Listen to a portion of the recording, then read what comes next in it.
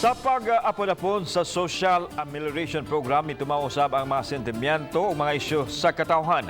Sama nining 2 anyos nga nalakip sa listahan isip SAP beneficiary. Ano ang exclusive report? Gibasihan sa talaan sa Social Amelioration Program ang 2015 Community-Based Monitoring System sa City of Fatima, Barangay Apas, diin nalakip si Jeren Ablong. Sa among pagsusi, nadumduman namo ang panimahay ni Jeren Ablong ug nasayra namo nga sa Mayo 19 mag 2 anyos pa lang ang iyang panuigon. Tungod dinhi, may mga pangutana nganong nalakip man ang bata sa 2015 Community-Based Monitoring sa DSWD. Mipil up sa form si Darcy Ablong, amahan ni Jeren, apan na-disqualify human sa validation.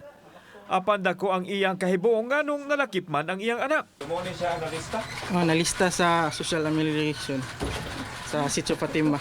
Pagkabalo ni mo sa may imuhang Na-shock ko nya nganong akong anak mong nagwan. Ako tay adto sa barangay nya ni anak man ng mama nga huwata na lang ang tagi DSWD nga moari kay para ako na limuta na didto. Naglaom ta si Darcy nga makadawat tungod kay no work no payment siya ug nangyawat nga may maggamit sa birthday puhon sa iyang anak. Nabadaka siya nga gamiton ang ngan sa iyang anak sa mga mapahimuslanon sa higayon. Akong pangutana kung mag-claim kay ako may ni-file ko nya sa akong pagkuan dili mo ko kakuan disapprove ko no. Ha? Disapprove ko no ko kay ako aman daw nya. Wala ko naglibog ko nga kung anak ko di makadawat ug ako. Gitataw ni Kapitan Virgil Cabigon, ang SAP iya sa DSWD ug ang barangay igo lang miabag sa ahensya.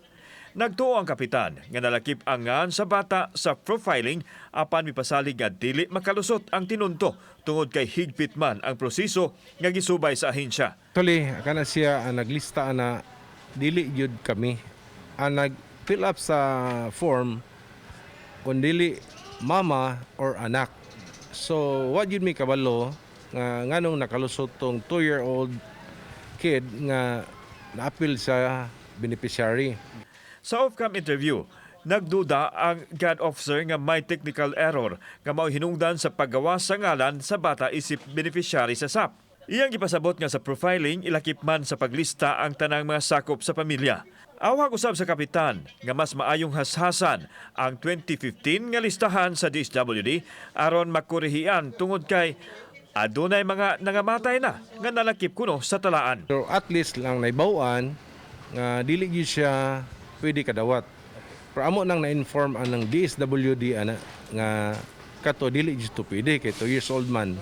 Samtang gisuwayan og kontak sa GMA Regional TV ang DSWD-7 apan way motubag. Ang istorya ni Darcy Ablong og sa iyang 2 anyos nga anak, pipila lang nis mga sugilanon nga mitumaw karon, kalabot usab sa pagpangapod-apod niini nga social amelioration na program gikan sa atong gobyerno nga ang ngayon usab nga mahatagan og katin-awan sa hingtungdang ahensya sa ato ang kagamhanan. Kauban si Marlon Milgaso, ako si Alan Domingo. Balitang Bisdak.